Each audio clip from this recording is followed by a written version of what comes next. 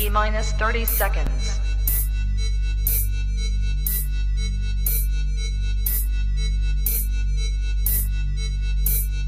T-minus 20 seconds.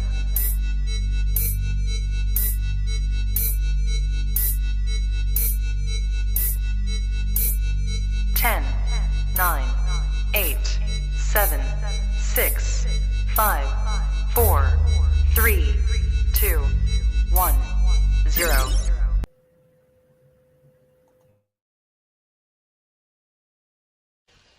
I don't have to tell you things are bad. Everybody knows things are bad. It's a depression. Everybody's out of work or scared of losing their job.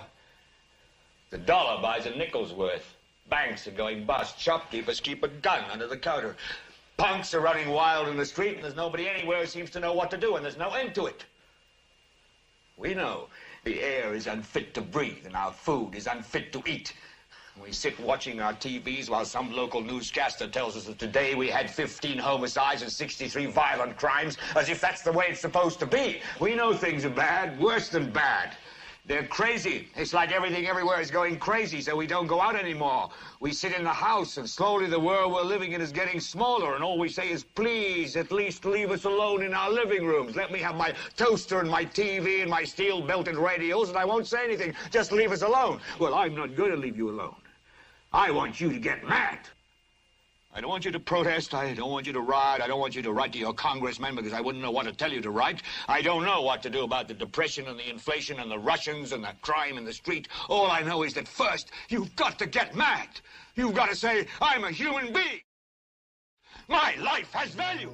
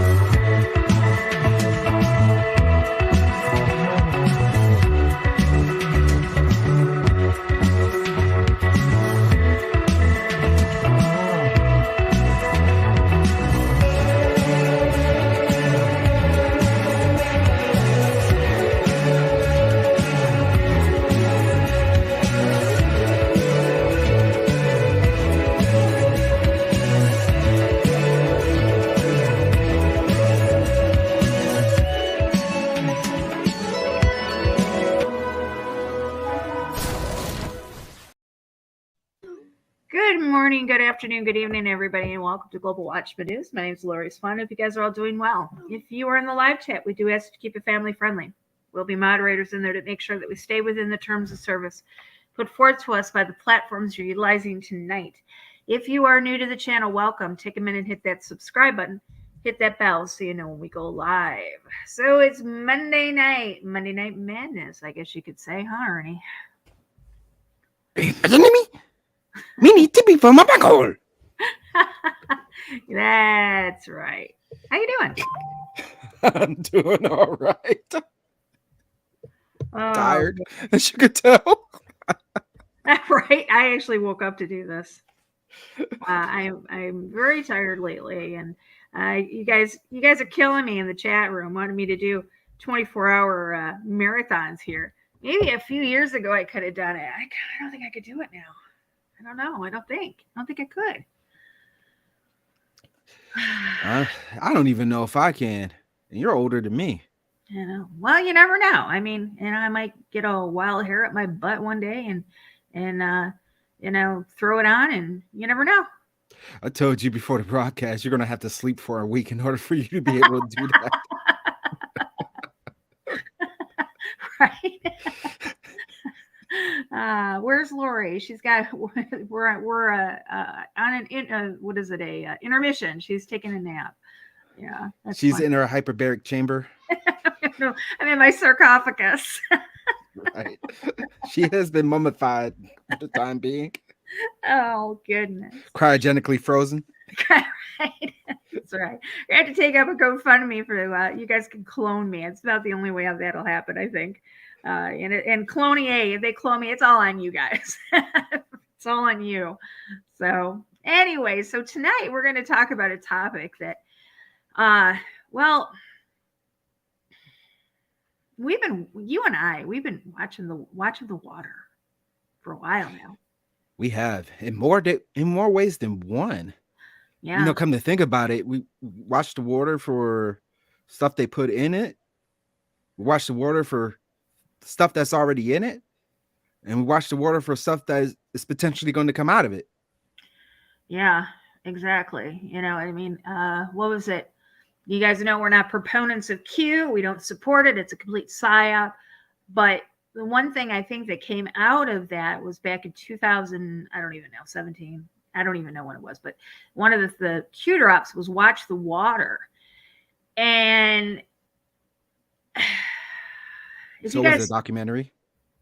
Yeah. And if you watch Hurricane Ann, she did a great documentary on China and the ports of, the ports and the water and stuff. So, yeah. So we're gonna talk about the water tonight, but we're gonna start off, I guess, at the beginning. Absolutely, Lori. In the beginning of all creation, that's where the foundation of our world is set upon, and our history all goes back to the time where God created the heavens and the earth. So if we look in the book of Genesis, chapter 1, verses 6 through 10, and God said, "Let there be a firmament in the midst of the waters, and let it divide the waters from the waters. And God made the firmament and divided the waters which were under the firmament from the waters which were above the firmament. And it was so. And God called the firmament heaven, and the evening and the morning were the second day. And God said, Let the waters under the heaven be gathered together unto one place, and let the dry land appear. And it was so. And God created the dry land earth, and the gathering together of the waters called he seas. And God saw that it was good." Right. And it was on the third day. God saw that it was good. He created the land masses. He created the water. He separated it from the heavens and the water on the earth. And he made the land masses, or the land mass, because it was Pangea back then. But so when he created these things, after that he created the animals wasn't it the same day? Third day? I believe it was on the fourth day. Fourth day.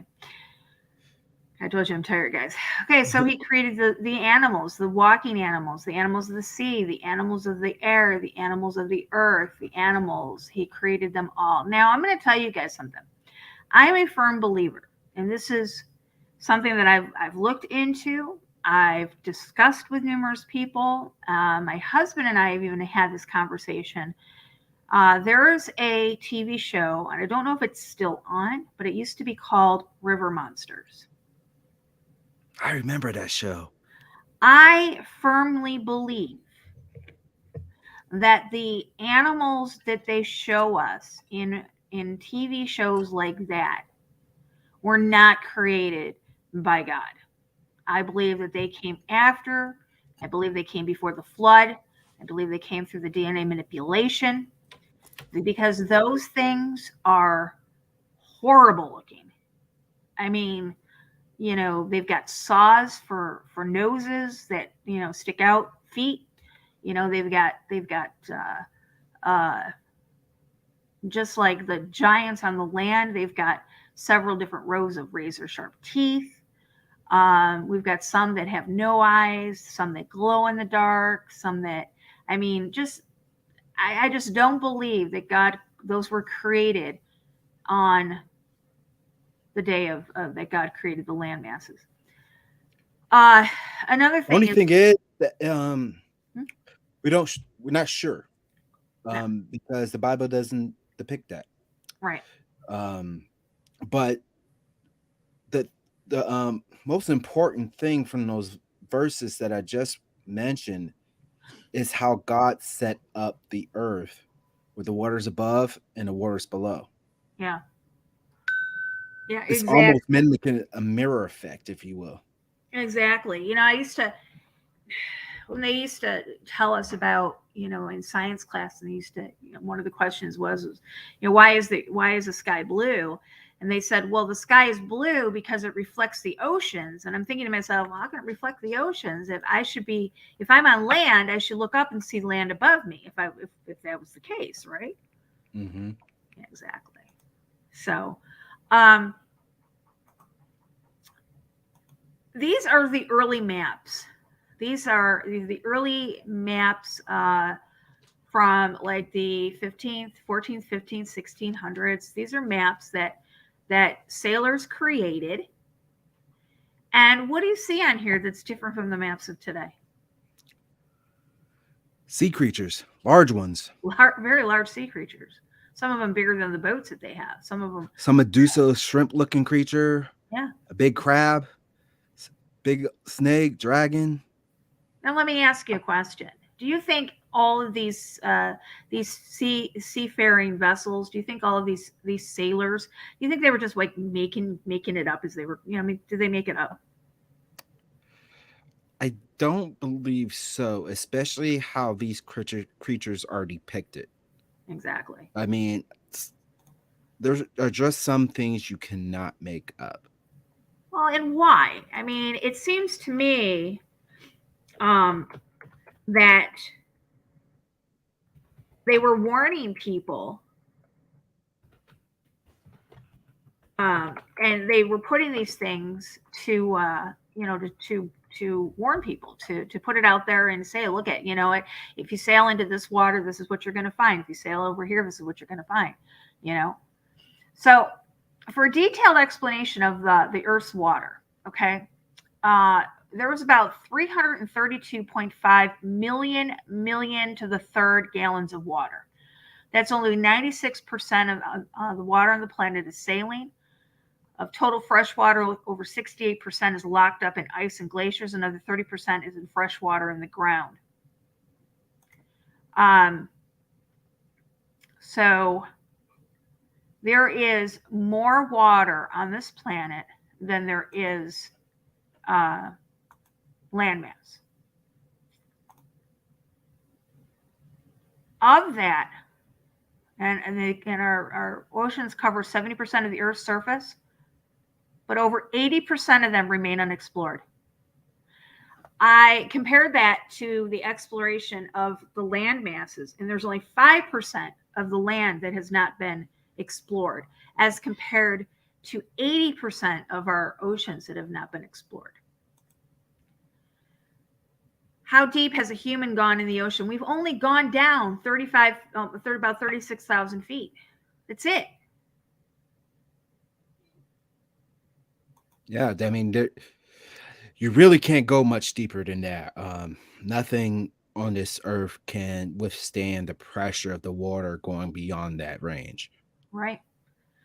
And, when people talk about how the Earth is a prison planet, I firmly believe that in my research. When you think about it, the Bible tells us that the Earth is ours, that belongs to the Son of Man, that belongs to us, that belongs to the children of God, and the heavens belongs to Him. And when you think about it, I forgot what I was going to say. I mean, Oh, the planet, the prison planet. Sorry. oh, you're fine. When you think about it, okay, so if you go out to say you're in the middle, say you're in the middle of the earth, and you go out, you stretch out and you go out to the outside.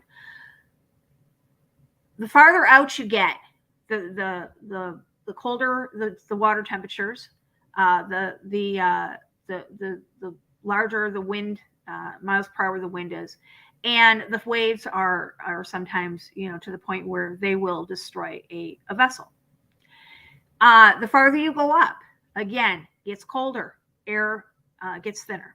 The farther you go down, it gets hotter, and the pressure starts getting to the point where it will crush you if you go down past this 35,000 feet.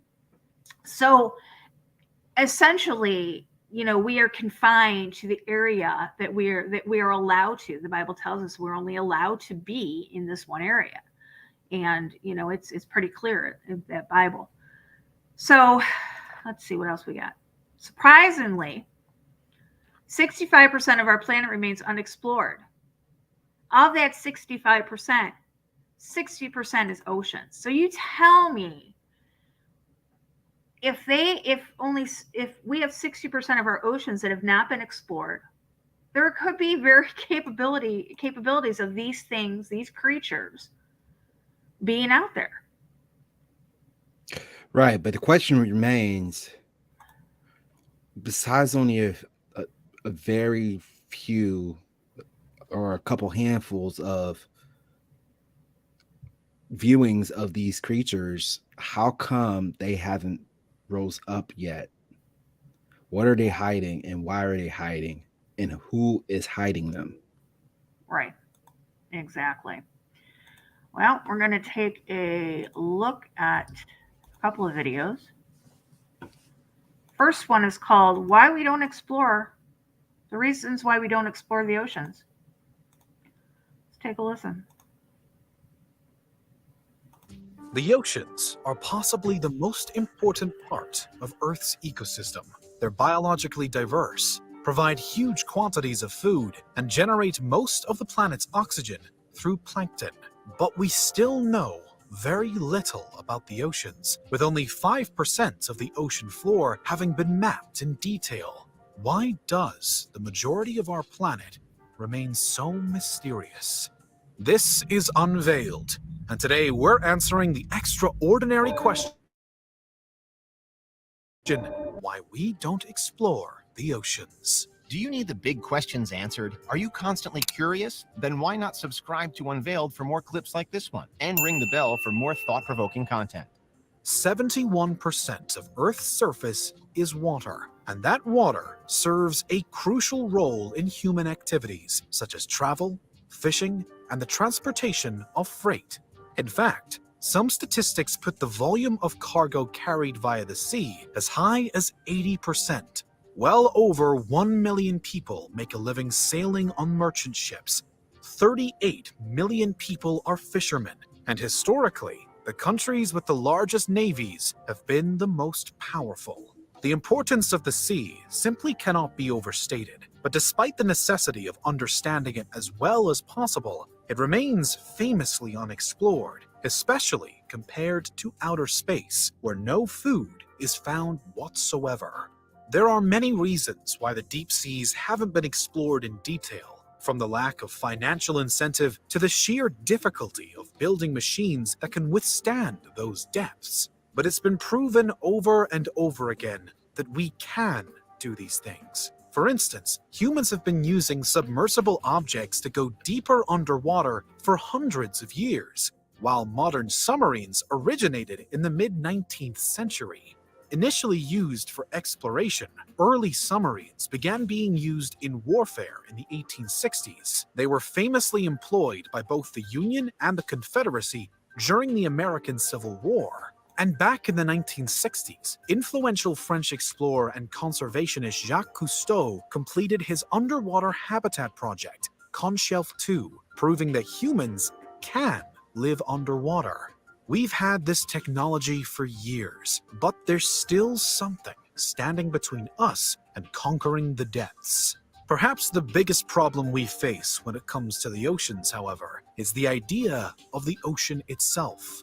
Thalassophobia is a relatively niche fear that, while likely common to some degree in nearly everyone, isn't widely talked about. It's a fear of deep water, including the deepest bodies of water of all, the seas, but also large lakes and even deep enough swimming pools. To be classified as a phobia, something has to be irrational and affect someone's daily life. But phobias can start as completely understandable fears. It's widely accepted that the phobias of snakes and spiders, which are the most common phobias of all, come from an evolutionary response, as in many parts of the world, snakes and spiders are genuinely dangerous. It's the same story with deep water, as deep water is potentially deadly, far deadlier than spiders, which are estimated to kill somewhere between 6 to 11 people a year. In contrast, hundreds of thousands of people die annually from drowning. Swimming lessons are standard in schools around the world, while lifeguards are specially trained to rescue people in distress in water. Such is its danger. And the less we know about the ocean, the worse our thalassophobia might be. It's thought by some that the sea's darkness and scale represent the ultimate unknown and can reflect the depths of the human subconscious. It's true that the size of the underwater world we cannot see is at the very least unsettling. This fear of the sea is reflected in the entirety of human culture. Perhaps the most famous story of the sea's destructive power is the myth of Atlantis, an advanced city plunged into the ocean after angering the Greek gods. Not only is Atlantis an allegory for why you should not forsake the gods, it also betrays a very real acknowledgement of the dangers the sea poses. It's important to remember that not only was ancient Greece a maritime power, but its islands are a volcanic archipelago that can cause unrest in the earth and sea. Poseidon was, after all, the god of the sea and earthquakes. Hey, I'm live. Even Let me in talk the for a modern second. day, people are enthralled by the idea that Atlantis Oh my God, is still out doesn't even there look at like the her. bottom of the sea, waiting to be discovered. The other most prominent nautical myth is significantly more recent than Atlantis, the Bermuda Triangle. This corner of the Atlantic Ocean is notorious for the ships and planes that have vanished there in the last century or so. The truth is that statistically, a ship isn't more likely to sink in the Bermuda Triangle than anywhere else. The high number of disappearances can be attributed to it simply being a busy part of the sea prone to tropical storms. But the Bermuda Triangle remains a major part of pop culture. It's not the fact that the ships are sinking that's so intriguing, it's that they disappear, with very few wrecks ever located. This fits right in with the fear of the unknown that deep water also represents. People vanish into the sea, and they never return. Outside of popular myths and legends, there are historical events that also cement this fear of the sea. The most famous maritime disaster in history, without a doubt, the sinking of the Titanic in 1912, which caused the deaths of around 1,500 people and deeply traumatized the survivors.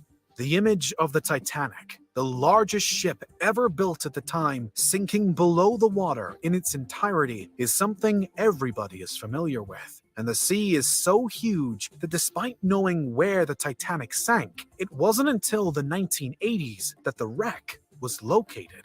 In a way, it makes sense that people want to believe the Bermuda Triangle is the work of aliens, or that Atlantis was sunk by the gods, because it's difficult to accept that the sea has all this power and wields it at random. Vessels have been disappearing since we started building them. Indeed, one of the aforementioned Civil War submarines mysteriously disappeared in South Carolina in 1864. At least aliens capturing Flight 19 or the USS Cyclops have a reason, which could be why people want to believe this story. There are, of course, other reasons stopping people from venturing into the depths, especially considering there are plenty who aren't scared of deep water. Those millions of fishermen and sailors, for instance. One of the biggest obstacles is the cost of deep-sea exploration. While we do technically have all the knowledge that we need to explore and map the ocean in detail, nautical research just isn't being invested in enough.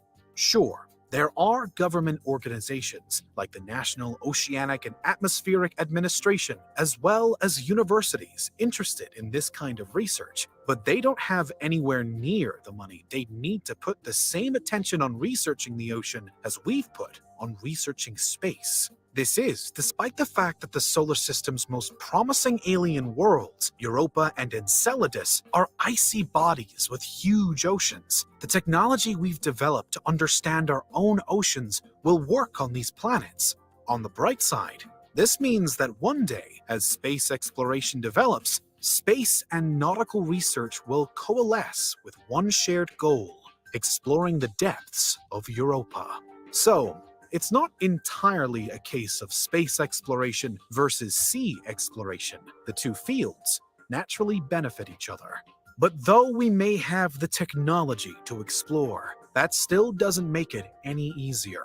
The oceans have crushing pressure as you descend, and at their coldest are almost freezing and full of treacherous ice. They're also pitch black, the depths we know least about, all of which makes the deep sea an unappealing place, even if you aren't frightened. And while we do have technologies like submarines and underwater robots that are regularly used in research, these things are still very expensive in and of themselves. There also aren't any resources in the ocean to potentially exploit without consequence, unlike space and its metal-rich asteroids. The major thing is oil, and drilling for oil is something that shouldn't be happening anymore regardless. But, as Kennedy said when he was readying America for the moonshot, we choose to go to the moon not because it is easy, but because it is hard. And the same is true for worthwhile oceanic exploration. Okay, hands up. By show of hands, how many believe that the ocean has already been explored? They just haven't released anything about it. I don't think so. You don't think so? I don't think they spent enough time. I think they do. I think don't NASA isn't space. I think it's ocean. Yes, I think you're right there. Okay, so yes, so if we're going to talk about that aspect, then yes, I think they have. I think that because NASA started out exploring the oceans, and then NOAA took over from there, and we're going to get into that too. But he mentioned something very interesting, and I thought this would be a good time to play it. He mentioned the Bermuda Triangle. The Bermuda Triangle has been a mystery for I don't even know how long, like forever, like millennia. Yeah, I mean the sailors that would come over and travel in that area said that they saw and experienced strange things that happen in this area. The Bermuda Triangle is a triangle that goes from Miami to Bermuda, and it's I don't even have to pull up a map. I'm sure everybody, literally everybody on this planet, is aware of what and where the Bermuda Triangle is. But he brought up, that, and that brought me to another video. This is actually what got me on this. Let's do a show on this, because this video. Well, let's take a listen.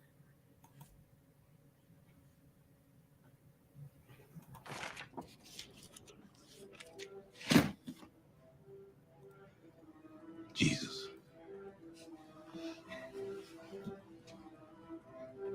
Jesus is confronted by a man possessed by demons who identify themselves as Legion, for we are many. He cast out the demons, who then possess a nearby herd of swine. Immediately, the entire herd goes crazy and commits mass suicide by stampeding down a hillside and off a cliff into the sea. The seas have always belonged to him. It's his domain. Why did Jesus walk on water? To show his power over the devil. Moses parting the sea, same thing.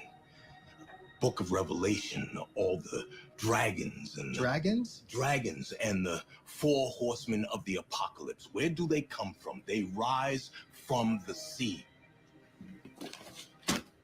The Bermuda Triangle? The Devil's Triangle. This is one of the busiest travel routes in the world. Airliners, freighters, commercial boats travel through here without incident every day. We're having an incident right now. We've seen impossible shit out there, and you want to tell me that it can only be aliens? I mean, religion or science, how is the outcome any different? I'm sorry, is that a real question? Nothing has changed as far as your data goes. Something is trying to communicate. You recorded it. Listen, everything you came out here to do, first contact, it's here. It's happening. Yes, something is happening, but it's based in reality, not some urban myth or fairy tale. It is what it is, not what you want it to be, right? I've had enough of this, okay? Can we just get out now? Yes. Wait a minute. Are you telling me that if this were first contact from some alien entity from outer space with zero precedent, defying all odds based on your own science, odds that are literally astronomical, that you would rush to the press with your data? But if, on the other hand, this were contact from divinity, which has existed throughout all of human history in every known society, that you would bury it?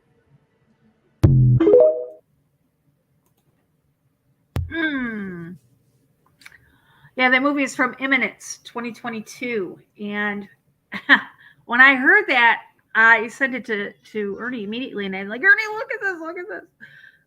What was your thoughts on that? I already saw it before you did, and everything he said was accurate. Wow. Very, very accurate. Now I have the movie, and I'm gonna watch it in full, and I'm gonna report back with my findings on how everything played out in that movie. But if this is just a snippet of what the whole movie is, I'm pretty interested to see exactly what transpires, what the plot is, what the main storyline is. Yeah, I look forward to that because, it's quite interesting. This is something that I found. Now, when he talks about the Bermuda Triangle, we know for a fact that there is an underwater pyramid located in the Bermuda Triangle. Also, in that pyramid, they have detected some sort of frequencies. Now, if you listen to the stories and you listen to the pilots talking, or you listen to the boat captains, when they start having problems in the Bermuda Triangle, their compass usually starts going haywire and their instruments start malfunctioning. And that could be caused by frequencies. Whether this is something they can turn off and on, I don't know. I mean, when you look at this picture, look at this. We're talking, we've only really discovered the first 2.25 layers that we're showing on the screen. Yep. Look at the abyssal zone, the abyss. And the Hades zone, Hades, right after it. Right. Lori, do you have the I know what you're going to say. The biblical map? Let me grab it. I knew what you were going to say. We went to Hebrew.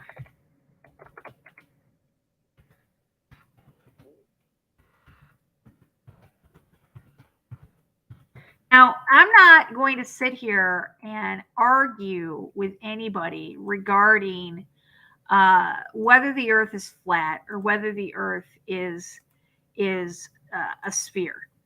I have my own belief system on the Earth. I happen to believe in the. Oh shoot! It won't let me pull it up. Oh my goodness. Okay, hold on a minute. I'll have to do it this way. This is going to take. Go ahead and talk. I can look for it. I have it. It wouldn't let me save it. So I have to save image. I have to go find another one. I got it. Let me do this one. Yeah, it did. Okay. I have my own belief system. I happen to believe in the Tychos model. The Tychos model puts us at the center of the universe. It puts us that the sun revolves around the Earth, that the planets revolve around the sun, and this is what you're talking about. This is the Hebrew, the old Hebrew depiction of the earth. Now, like I said, I believe in the Tychos model. The Tychos model would put us that this is a complete sphere. This is what we see. This is what NASA is telling us, that we are a sphere. This is what I believe in. We are a sphere. But on that sphere, I believe that there's the plane. And if you look at this map and look at this map. What do you see? Exact same dimensions with the water. Now, if you look down below the earth, you see what is called the shoal. The shoal is known as the abyss or the bottomless pit, as depicted in the book of Revelation. Right. Now, below that, you'll see the foundations of the earth. That's what keeps the earth standing still. Below that is the great deep. That is depicted by the previous map that Lori just showed as the Hadal Zone. Right. So they know there's more to this whole earth image than they are letting us believe. Okay. Now, for those that don't know what the Tychos model is, I will put the links in the description for you guys to take a look at that model. And the guy that talks about it nowadays, his name is Simon Shack. I've actually been in contact with him through emails quite a bit. And that's kind of why I believe in it. But so when we look at these maps, when you look at this and you look at this, and you realize because we don't have the scientific ability to go further than the 35,000 feet because of the pressure. What is in this abyssal zone? I think there's something very spiritual. Yeah. I believe there's something very dark, and it is safe to assume that the technology that is on land here and the advancement thereof is looking to find what's down there and pull it up. Yeah, exactly. I got another video we're going to play real quick. It's called The Top 10 Underwater Discoveries That the Government is Trying to Hide. Take a listen to this one. 80% of the ocean is still unexplored. Who knows what mysteries lie beneath the water? And who knows if all the discoveries are even being disclosed to the public? From underwater UFOs to secret military bases and giant sea creatures. Let's talk about this and more only in today's video. Starting off this countdown, we have David Fravor. David Fravor is a US Navy commander who spoke about some pretty terrifying things that he encountered underwater while working for the Navy. So according to him, twice while recovering spent practice munitions out of the water, he spotted a weird underwater object. The first time, he saw a dark mass underwater. He described it as being a big mass that was kind of circular. He said he was certain that it wasn't a submarine. For the second sighting, he was retrieving a practice torpedo when this same weird thing sucked it down into the depths of the ocean. The torpedo was never seen again. So what was this big mass that he was seeing? In our ninth spot, we have the naval reports. After hearing David's interview, a 79-year-old woman contacted him. She said that her father was a naval officer, and when she was a child, her father showed her a telegram that stated that unidentified objects had been sighted going in and out of the water at one of their locations. The woman's father told her, and I quote, "We get these all the time, and it's always in the same area. But obviously, the Navy isn't going to release this information to the public." In our eighth spot today, we have the Sycamore Knoll. This is a weird underwater structure located close to Malibu. No one knows what it is, but it looks like a weird stadium-shaped structure, and it's located about 2,000 feet underwater. It's also massive. It's about 2.5 to 3 miles wide. It also has what appears to be pillars or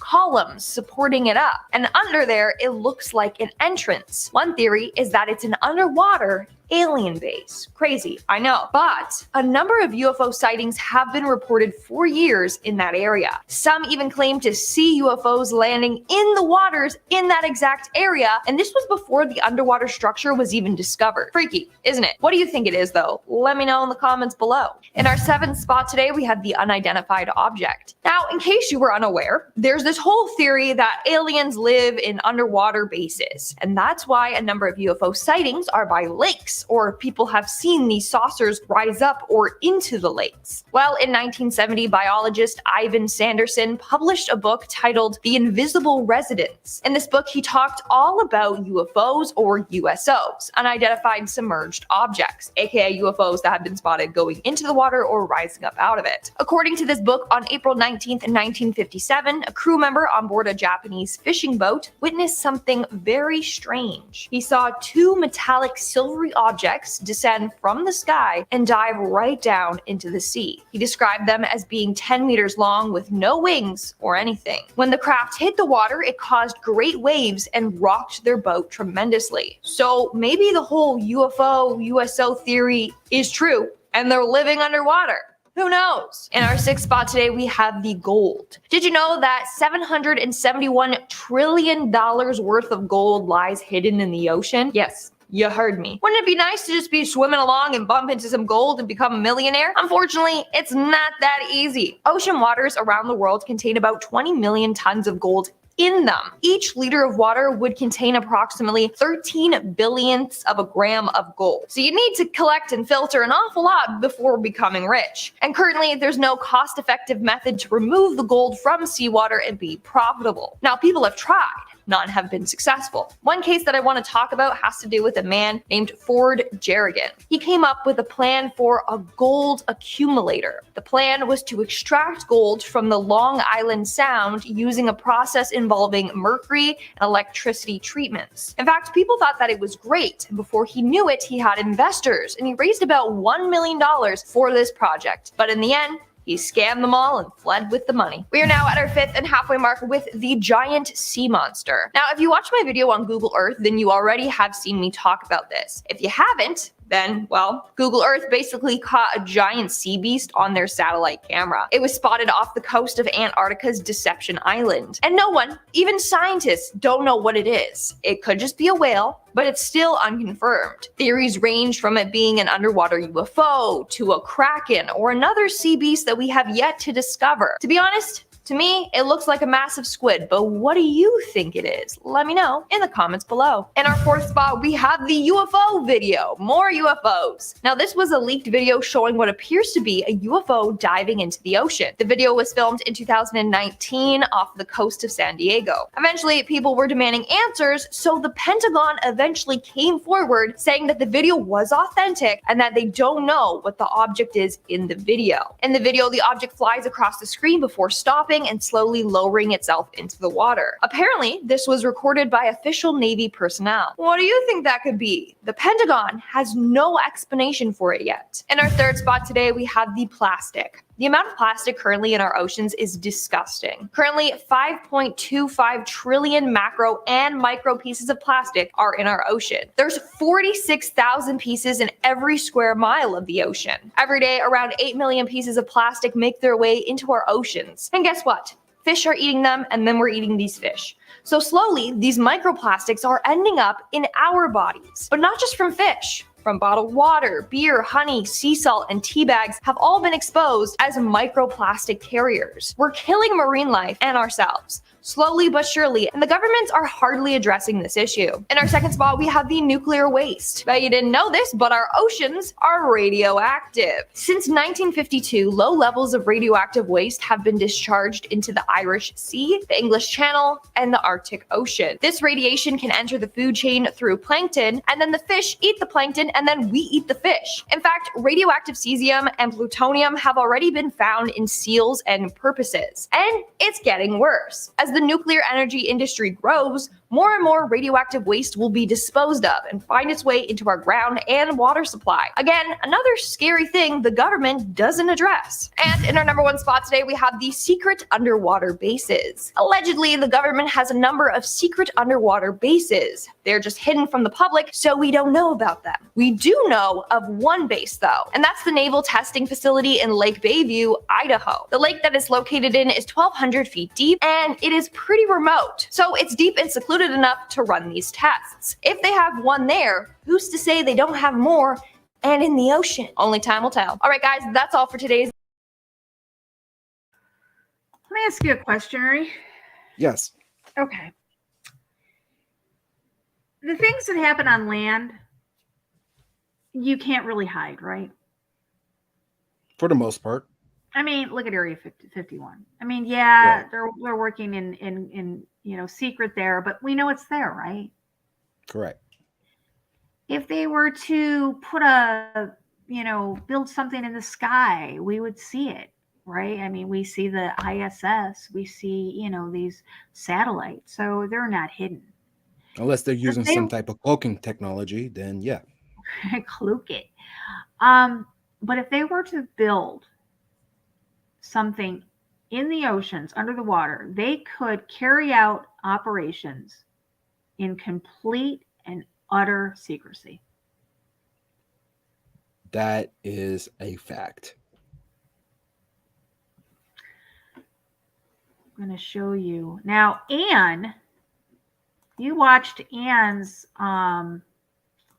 videos on the ports. She actually found this on Google Earth. She had to wait for it to glitch, but she found it. This is off the coast of California. It's a little more than 6 miles off the coast of Point Dume in Malibu, California. An unusual-looking structure sits on the seabed floor. Based on images obtained on Google Earth, the oval-shaped object has a huge flat... Oh, this isn't the one she found. This is a different one. The oval-shaped object has a huge flat top and what appears to be pillars or columns that seem to reveal the entrance into a dark inner place. Hers is right along the coast, and we see these little openings here where, the doorways. This is out 6 miles off the coast. Hers is right on the coast. The anomaly, for the moment, we'll call it that, is approximately 2,000 feet below the surface of the water, measuring nearly 3 miles wide. What exactly is this thing?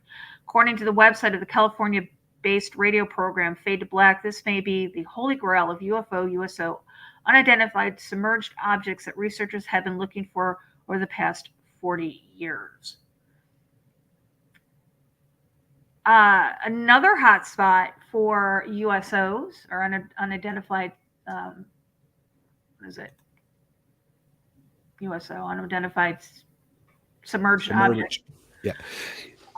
Is off the coast of Florida, off the Florida Panhandle. There's an area there that is literally a hot spot for USOs, and they're seen diving into the oceans. So, I mean, if aliens, and I use that with air quotes, if extra or interdimensional beings were to be working here on Earth or inhabiting the Earth or going about their business on the Earth, what better place to do it than underwater when normal people can't see it? It's not like we're going to go down there and see it. We can only go down so many feet. I mean, look at this. We can only, if I tried finding, there's a picture of a person in the ocean showing what a minuscule speck that is compared to the size of the ocean, but I couldn't find that picture to pull up. But just think, if you were to put like a pinhead dot right there, that would be a person up at that top. It is quite fascinating about how deep our waters are, and I would have to say that me and you can contrast about technology and stuff like that, because the technology we're working with is fallen angel technology. Absolutely. So they have access to all that. I mean, when the Watchers came down to Earth in the Book of Enoch, they taught man all these things. and they continue to teach man all these things. So, needless to say, that if they can build underground bases 1,000 feet underwater, that goes to show you they can do that at hundreds of thousands of feet underneath the ocean Right. floor. Right. And Joseph actually had a comment. He said that the Black Adam movie is a great example of underwater facilities they use to contain the supernatural, Yeah. which is exactly true. Yeah. I mean, we see it in many movies. When you think about it, I mean, what better way to contain something that they would not want to be put out into this world than underwater? First of all, it would be hidden, it would be protected, it would be remain secret, and it would be protected under so much pressure that they wouldn't have to worry about anybody going down there to get in unless you had the proper equipment. Right. Looking at this picture here definitely reminds me of a scene from the movie Finding Nemo. That is not. I should call you Squishy and you'll be mine. Yeah.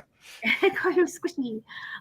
Yeah, these are the things that live. Okay, so when you get down to a certain level, you don't need eyes, you don't need fins, you don't need the things that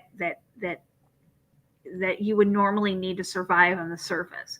We see this in caves with wildlife down there, with the bugs.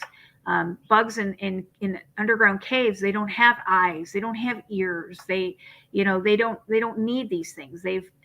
For lack of a better word, they've evolved into a species that is compensated for the dark and damp and cold or warm, whatever it is, environment or atmosphere. And the same thing goes for these creatures. Now, like I said, I don't believe God created some of these creatures. I truly don't. And if he did, I don't understand. I think every animal that he created has a purpose, because he gave us domain over the animals. Do you think we've got domain over these evil looking creatures? It's hard to tell. I mean, this is definitely something that I wish Big John was on to be able to talk about this some more, right. Because it could be dealing with chimeras underwater as well. Yeah, exactly. The gene editing that goes on Earth. I mean, what goes to say that the Fallen hasn't used this type of technology underwater as well? Right. I mean, look at these types of creatures that you're seeing. I mean, the Bible talks about sea monsters and dragons. Me and you joke about this all the time with Leviathan. Yeah, we do. He has well beyond the capabilities to go down to the very depths of the ocean. Exactly. And there's actually been aerial footage of things that are unexplained, mile-long serpentine looking images from around the Antarctic area. This says 70% of the water surface of the ocean, and much of the horror of humans through the millennia. Scary sea monsters are actually a real thing. They prowl the vast waters of our globe and emerge as terrifying results in stories and real life. From the Atlantic to the Pacific Oceans, from the north to the coast of New Zealand, there are fascinating sea creatures that strike fear into the hearts of the bravest explorers and threaten the most unsuspecting coastal tourists. At the same time, these scariest sea animals are wonderful, enchanting, living examples of evolution, adaptive behaviors, and thrilling possibilities within nature. Perhaps this is why they play such a massive role in our collective imaginations as well. The Kraken of the Nordic sea lore, the Loch Ness Monster of Scotland, the Lukwata sea monster of Uganda. The list of fables, legends, and sea shanties is as deep as the deep sea waters where some monstrous animals swim. Science is just beginning to catch up, and we can look into organizations like NOAA and MBARI, which is the Monterey Bay Aquarium Research Institute, and others for emerging information on the truth behind these scary stories. Let's dive in today. We'll look at the ecosystem of the ocean, the playground and habitat of the estimated 1 million animal species, and rip through some flashpoints of the scariest swimming creatures among the masses. We'll look look at the ways in which the changing warm oceans make even the most fearsome creatures vulnerable to disturbances and possible extinction. Scary stories about. Guys, when you think about it, and this is a big if global warming is real, and if these ice caps are melting, what are they holding back? What could possibly be unleashed? We talked about just a few weeks ago the phenomenon happening off the coast of Alaska. Millions of crab have just disappeared. Like something poof, gone. Like gone. You know what else is very interesting? You hear all these legends and folklore being told by different cultures and society who pretty much had never interacted with each other at various different times in history. Right. But yet they count it as myth. Right. Oh, yeah. I mean, all these myths, the Greek mythology, Roman mythology, you've got the gods, the demigods, the titans. Those were all real. Those are not fairy tales by any stretch of the imagination. I mean, if you ever played God of War, which is based off of a lot of Greek mythology, I actually went back to playing one of my favorite versions of that, God of War 3. In the beginning, he's fighting alongside titans, big, ginormous rock creatures that he looks like a bug in comparison to, like a fly. Ugh. Those were things that was roaming the earth and are probably dormant right now. Good Lord. Well, yeah, Lori, they're coming back. Yeah, here's some of the creatures. So this is called a box jellyfish. And now, mind you, these were discovered by NOAA, the organization that patrols and researches our waters. And this is in the Indian Pacific region, Australia. It's called a box jellyfish. Here's a frilled shark. Kind of reminds you of those, the river monster things that they get. Look at this thing. Hello. I'm not going to even say anything about that. Yep. Yeah, you hear stories about squid being 300 feet long, like just massive. Yep, exactly. Now, let me get to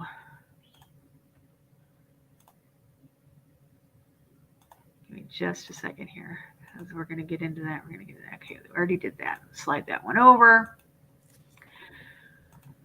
Okay, let me go over here.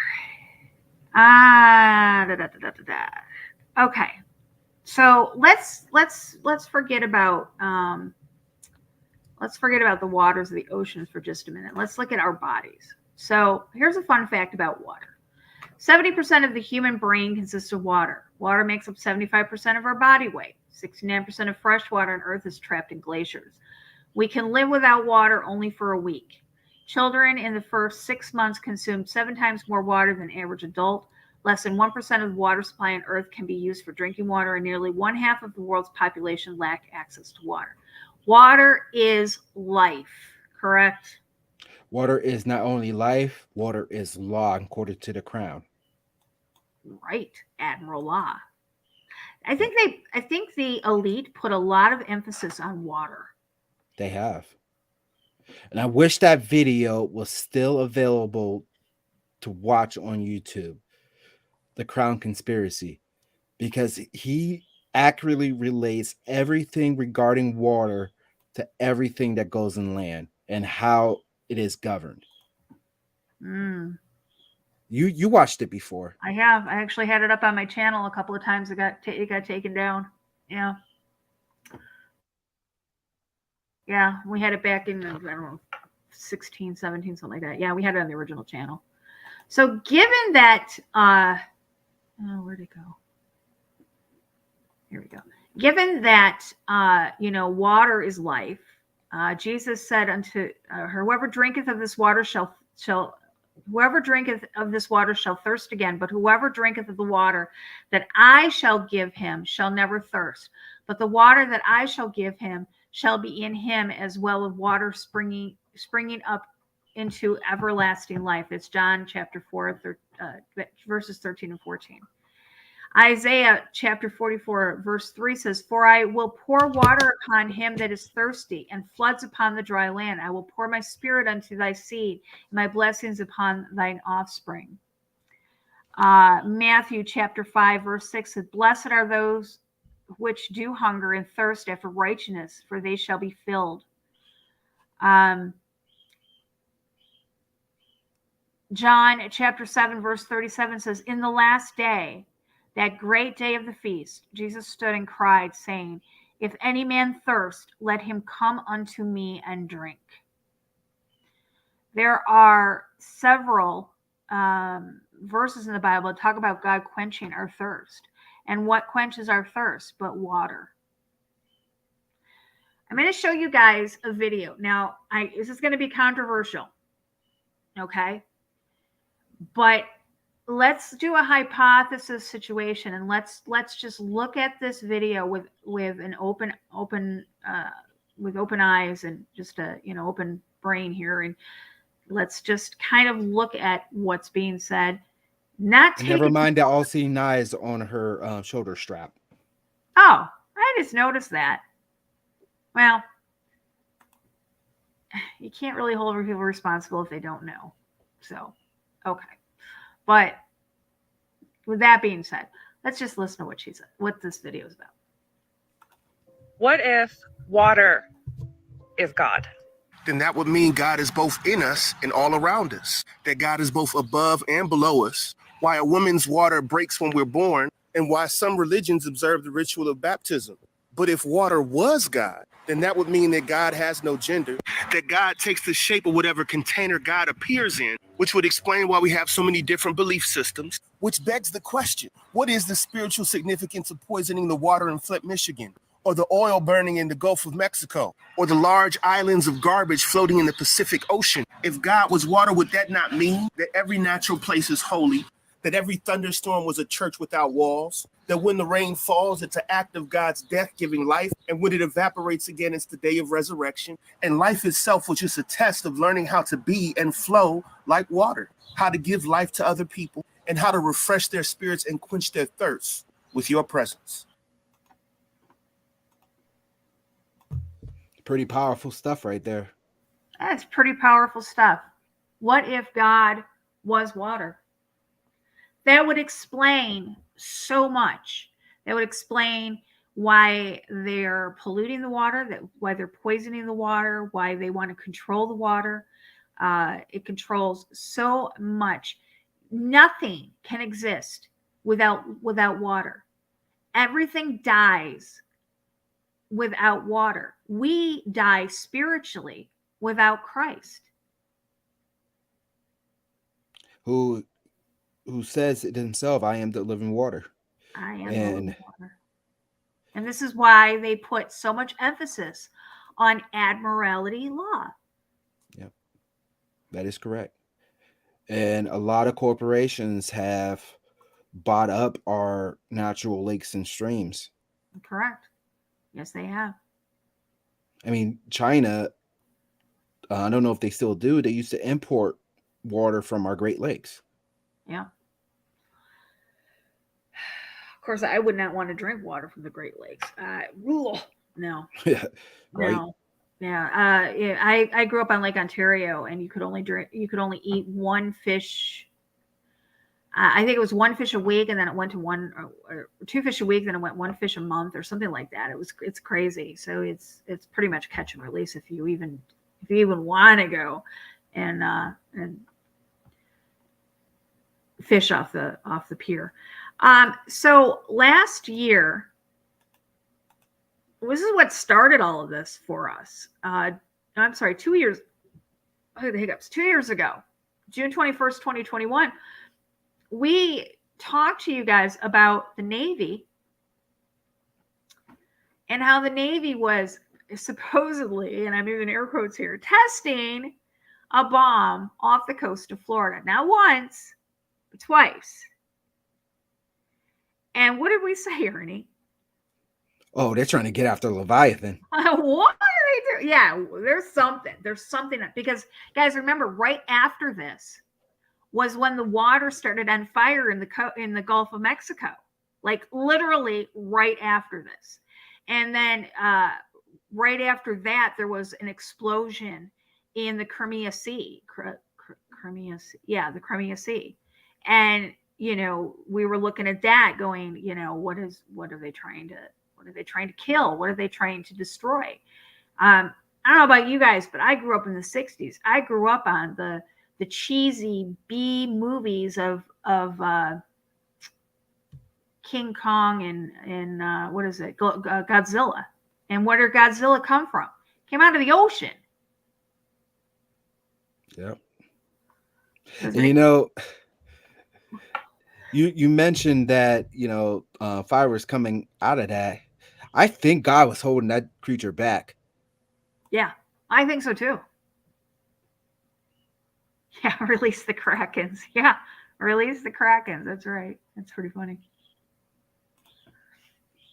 Because if you ever looked at like depictions of Leviathan, you'd be terrified, because not only is he humongous and pretty much impenetrable, he has supernatural powers as well. Correct.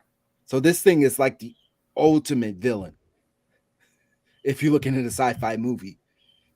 Yeah. Here's the Naval Sea Systems Command, force behind the fleet. This is a website. This is a Navy Sea military site. This is actually a United States government site. And it shows that the moment of impact that they released the bomb. But this one was in 2022, January 4th. The UISS conducts successful underwater explosion shock test. Why would they be sending out shock waves? They could be using that for mapping to determine its location, or they could be trying to shake the beast to his core. Knock him out. Yep. Scare him, make him go back to his den or wherever it was. You know. Here is another one. This is from the 2021. U.S. Navy releases. Let me put this up real quick. This is the actual footage right off the coast.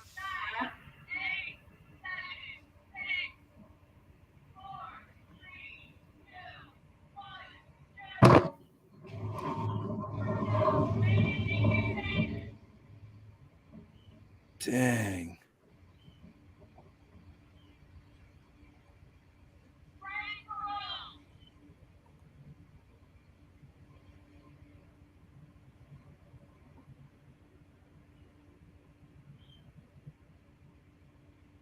Okay. Let me ask you a question. When you were a kid, you know what? You guys don't have to answer this, because let's not answer the question. But when you were a kid, did you used to throw firecrackers into the water and watch the fish come up? I never did, but I knew boys that did.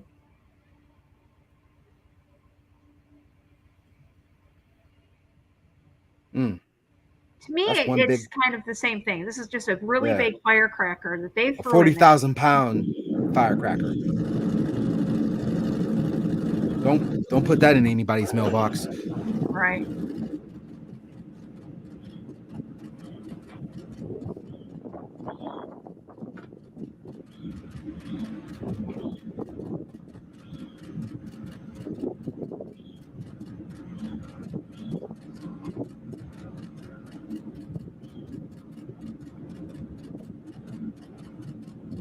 What's interesting to me, the shockwave from that blast should have affected that ship. Yeah, that one was kind of a... Now that ship should have been capsized, if not blown to smithereens.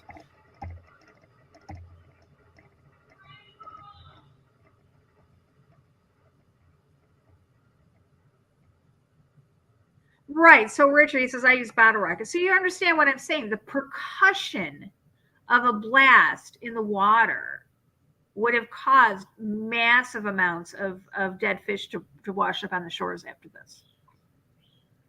Which I believe, to me, that's counterproductive, don't you think? I mean, we're trying to save the environment, and yet I thought we've done all the experimenting on blowing up these bombs, back in the atolls, back in the 50s. Why would they do this off the coast of Florida? Why would they take this to one of the atolls out in the Pacific Ocean and do it? Why this location? Why off the coast of Florida? Why so close to the Bermuda Triangle? So those are very good questions. And looking at it from a physiological standpoint, from a physics standpoint, I'm looking at that blast and I barely see any waves occurring after the blast.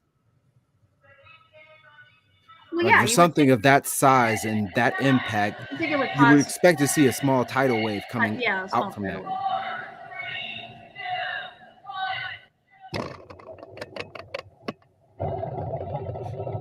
I mean, it shook the camera how far away, but a boat wasn't capsized.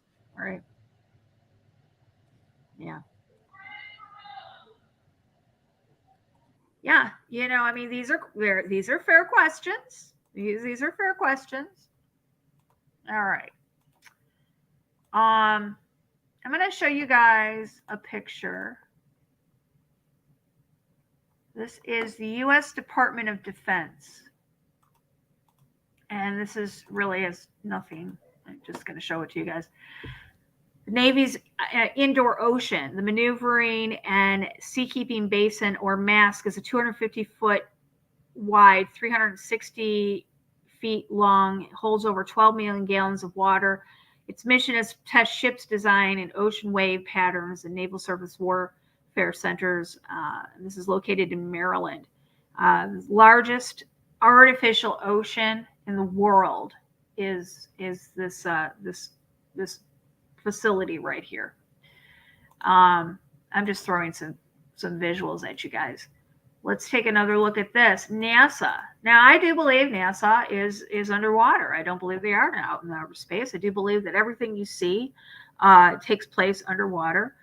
All you have to do is look up NASA Underwater Space Station, and you'll see that they have a working, a working model of the ISS. Their spacesuits. Yeah, let me do this one. Their spacesuits are not spacesuits. They're underwater suits. And this has been proven many times over. Let's see what else we got here.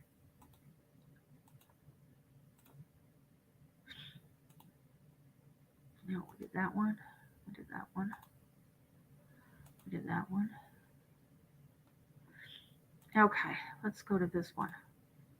So in one of the videos that we played, they were talking about how NASA is interested in water because they're trying to prepare for a Europa mission. Ernie, I don't know, but I'm smelling some dead fish here. Something's fishy. I got the joke. Yeah, I see what you did there. I don't believe it for a moment that they're doing this, but let's take a listen. I guess there's no volume in it.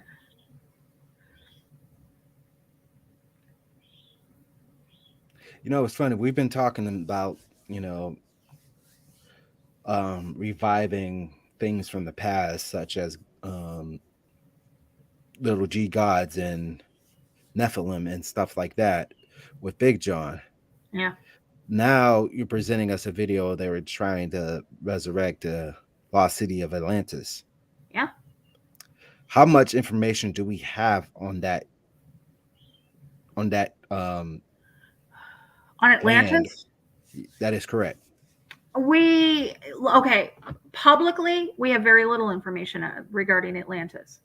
Hidden away in the archives underneath the Vatican, in the Smithsonian Institute, in the secret society libraries, I'm sure there's a lot of things. I mean, Sir Isaac Bacon, or I'm sorry, Bacon, when he wrote, the blueprint, not Isaac Bacon, what was his name? Sir Francis Bacon. When he wrote the blueprint for the creation of the United States, it was based off of the city of Atlantis. So, when you look at that and there's not a lot we know at all. But the Bible could be talking about that in the book of So much. Revelations, being Mystery Babylon, the great beast Right. rising out of the sea. Now, if we were supposed to be mirrored after the lost city of Atlantis, now, doesn't that show that our country is going to be the significant focal point in the end times? Absolutely. But the thing of it is the Bible doesn't really talk about America itself, which I think that we are, and this is just my opinion again, I think that we are a counterfeit country placed. What do I say? We were a counterfeit country created to be sacrificed in the end times for the rise of the New World Order, because many countries, many leaders have said the United States is the only thing standing in the way from the complete and utter unfolding of the New World Order. And when you think about it, we are the only country that has a constitutional protection. We're the only country that still has its 2A in place. We are still the only country that has its 1A still in place. There's I said it last night that, and I think somebody in the chat room told me who it was, where they said that, they wouldn't, if they were to invade America, there's a gun behind every blade of grass. So we are a deterrent, but slowly we are being whittled down. Slowly we are being destabilized. Slowly they are making us weak. And we've just seen this in the last, 2.5 years since the current administration. How weak have we become? Right. I mean, we've seen this in the past 3 weeks. Yeah. Exactly. I want to talk about one more thing before we close up for today. And this is what I'm going to put out to you guys. Wasn't planning on it, but we're going to talk about it for a minute. Y'all remember Fukushima? Fukushima nuclear disaster. You remember how, let me just do this. Fukushima exclusion zone images. Let me see if I can get it for us. It's not the one I want. I want radiation. Okay, so Fukushima, this is the one I want. Here we go. Okay, Fukushima was a nuclear accident in 2011 at the Fukushima nuclear power plant in Okuma, Fukushima, Japan. The proximate cause of the disaster was a 2011 earthquake and tsunami, which occurred on the afternoon of 11 March 2011, 3/11/11. Guys, nothing to see there. And remains the most powerful earthquake ever recorded in Japan. The earthquake triggered a powerful tsunami with a 13 to 14 meter high wave, damaging the nuclear power plant's emergency diesel generators, leading to a loss of electrical power. The result was the most severe nuclear accident since the Chernobyl disaster in 1986, classified as a level 7 on the International Nuclear Events Scale, after initially being classified as a level 5. and thus joining Chernobyl as the only other accident to receive such a classification. Now, if you have followed Fukushima,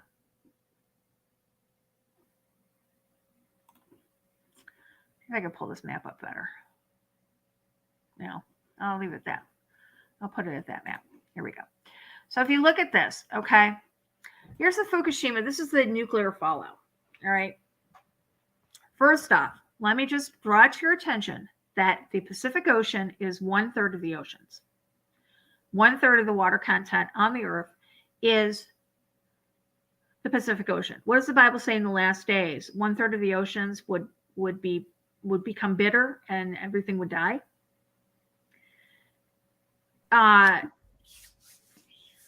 When you look at the radiation map here, you can see where does it go? West Coast of the United States. What are they doing now on the West Coast? They're trying to get people to leave the West Coast. They're trying to evacuate the West Coast. Well, in my opinion, if this was the case, if this was real, and this radiation was real, and this map was real, then people should have been dying by the truckloads in California years ago from radiation poisoning. But we're not seeing that, are we? No, we're just seeing immense amounts of flooding and storms in that area. Yeah. But we know it couldn't be caused by a nuclear waste disposal in the ocean. No, it's not being caused by that, or is it? But let me just remind you guys, there was a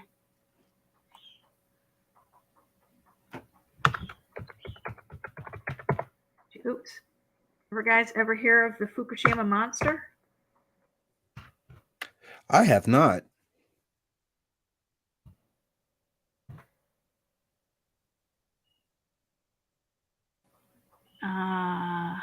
Underneath you know what? It's not going to pull it up for me.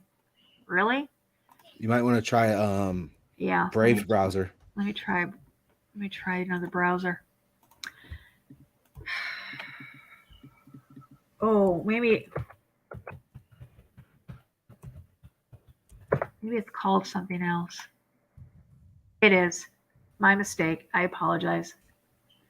It's called the Fukushima elephant. And let me see if I can get a good picture of it. Okay, I got it. This is a picture that was taken by a drone in Fukushima. This is in the reactor. Okay. And this thing right here, this blob is molten, it's hot, it's radioactive. People can only go in there for like literally seconds and they will die. But they sent in a drone. Can you guys see this picture? Do I have to save it? Let me pull it up on the screen. 2B. Give me just a second. Let me pull it up on the screen for us, because I want you to take a look at this. 2B. I got it. What do you guys see on this picture? And this picture has freaked me out for years. That looks like some type of disembodied spirit. Huh. You think? You see It that, definitely guys? does. Yeah, that's not something of this world. I can tell you that for sure. Exactly. Okay, so here's the thing. We know that had it been a nuclear accident, that and if we were to believe the map that I just showed you guys with the radiation going onto the West Coast, if that was the case, people would have been dying of cancer, radiation sickness, hair been falling out. We would have been seeing, literally massive amounts of people dying from radiation poisoning. Radiation poisoning, it's not something that is fun to die from. It's painful. You bleed out your pores. You bleed out of every orifice. Your hair falls out. You're sick. You're throwing up. You've got everything. It is not fun at all. I wouldn't wish it on my worst enemy. but we're not seeing that. So that leads me to believe that we're not dealing with something on a physical realm here. We're not dealing with radiation. But look at this picture. We're dealing with something on the spiritual realm. There's something that they don't want coming to the surface. Just my opinion. Well, they like to hide everything from us. But some things just decide they want to leak on its own. And this is just one of them. Yep. Exactly. So, guys, watch the water.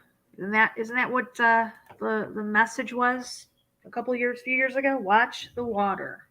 It was actually last year when that documentary was released. Yeah, I'm gonna put the link for you guys to watch that as well. That was a pretty good documentary. But I got a lot of links for you guys to take a look at. I'd love to hear your opinion in the comments as to, what's going on, what you think is happening, because, here we go. I made this thumbnail because I thought it best depicted the topic. There's so much going on that we don't understand in our oceans. There's so much hidden, hidden from sight. And, I'm sorry, but what's the best way to keep hiding and going about your business and pulling off clandestine, operations than to do it underwater? We wouldn't even know it. Exactly. And, the fact of the matter is this goes into our talks about Antarctica as well. Yeah. Because you talked about majority of the fresh water is in ice. And yeah, we already talked about Antarctica. We already talked about the ice wall. We already talked about having the capability for it to heal itself. So there is a lot of spiritual activity going on in the water. A lot more than the majority of people nowadays are trying to teach us. But there's still so much more to understand. But it's my firm belief that these principalities and government entities they know what's going on. They know what's underneath there. Oh yeah. But yet they're hiding it away from us, just like they do with everything. Sorry. Tweeters, we're gonna need a bigger boat. And that's the truth.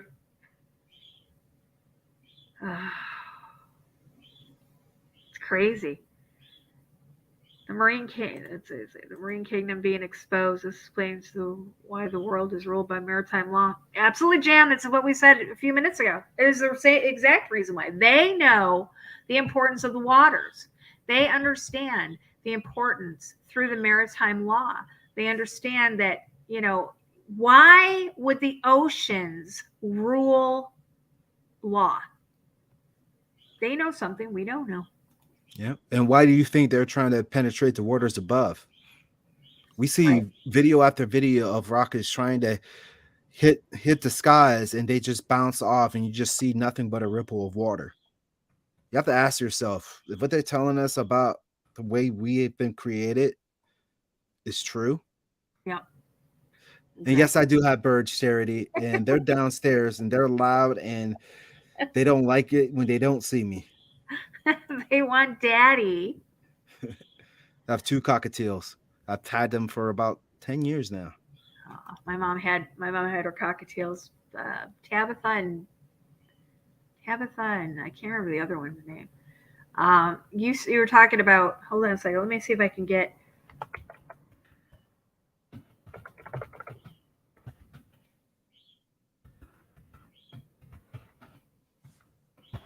We didn't even get into we didn't even get into the topic of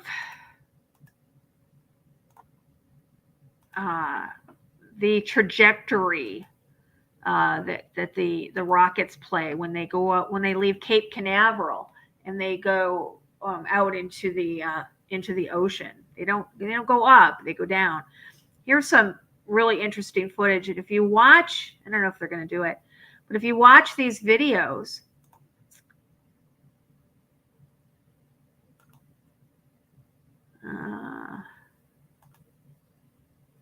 There, you can see kind of right here where it looks like a motorboat. You know how it has the wake behind it when it's going through the ocean or through the water? That's what these rockets look like. This is exactly what they look like. It looks like they're going across the water. It's like when you skip rocks on water. Yeah, exactly. Look at this.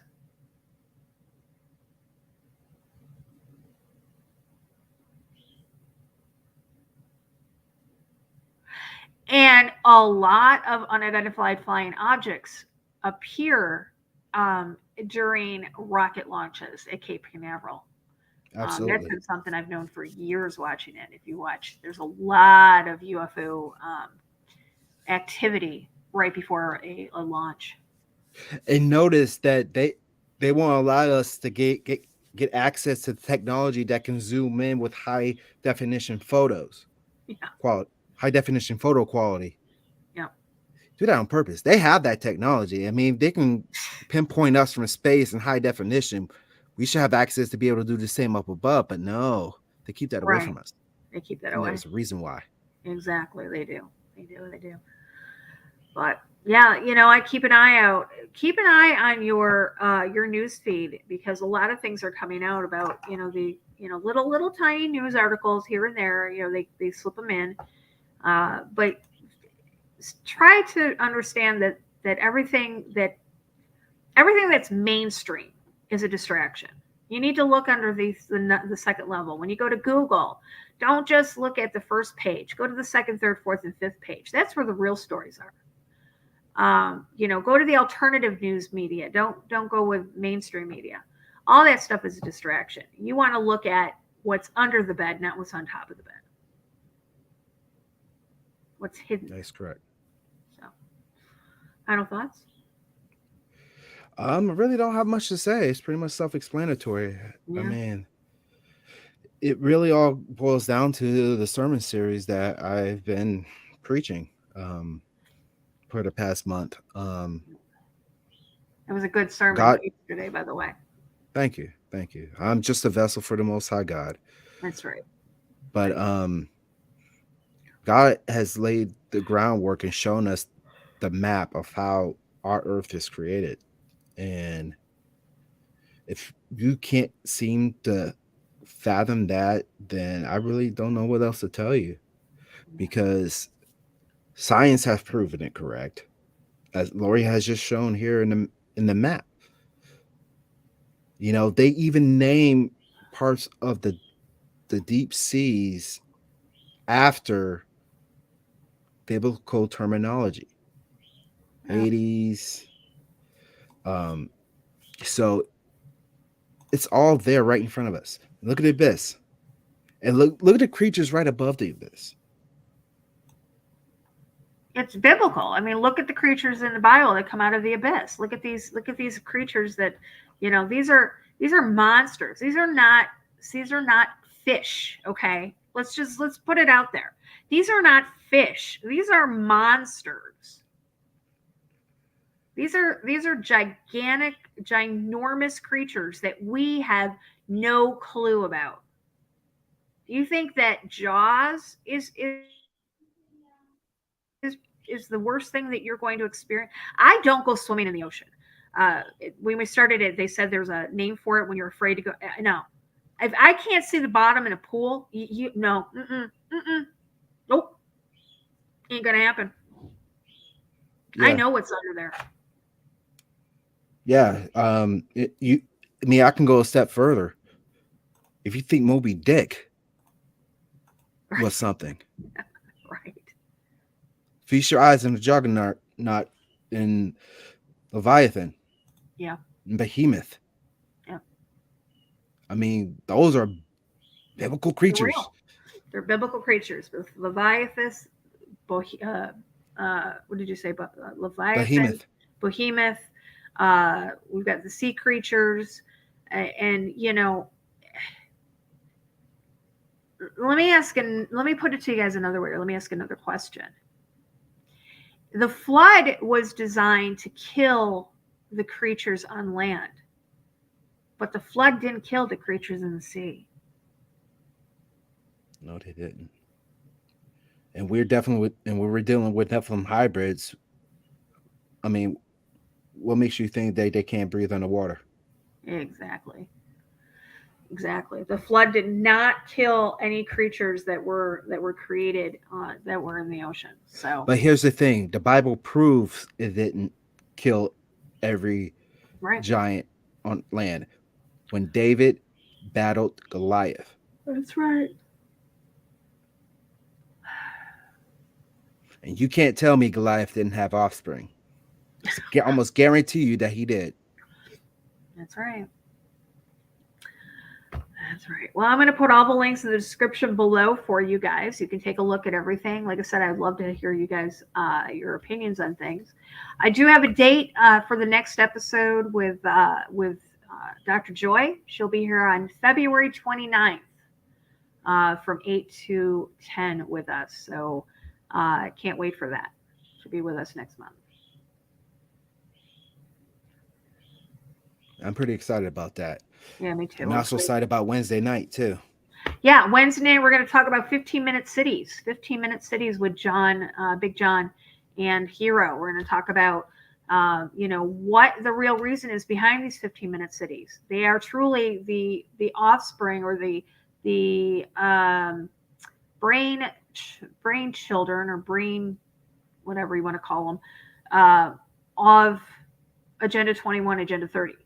They want us to be in these cities. They want us to be able to lock us down at a moment's notice. We're going to talk about 15-minute cities. We're going to talk about the line. The line has been, they've started it. They've started to build this. And to me, it's a prison. It's completely designed to keep people in. And when the time comes, I believe that they will sterilize it and euthanize the people in it and fill it again. Yeah, and we need to look at Oksana too, which is the capital of the NWO. Yep, that's an interesting little city, isn't it? Absolutely, and it's growing. They inhabit about 800,000 people right now. Yeah. Yep. All right. So we will be back here on Wednesday night, same time. Like I said, 15-minute cities with Big John and Hero. So thank you to everybody in the chat room. Thank you to all of our moderators. We greatly appreciate it. And we will be back here on Wednesday. And until next time, guys, remember, eyes open, no fear. Good night.